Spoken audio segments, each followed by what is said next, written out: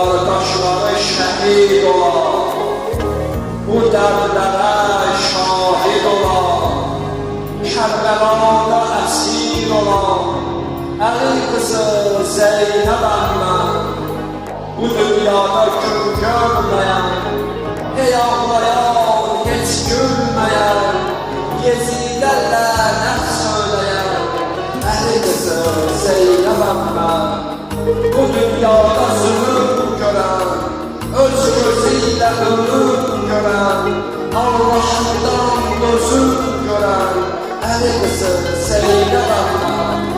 Eşitirsən Hüseyin mənəm, sən də mənsən, mən də sənəm, sən ağ vərəq, mən də qələm, Əli qızı Zeynəbəm mən.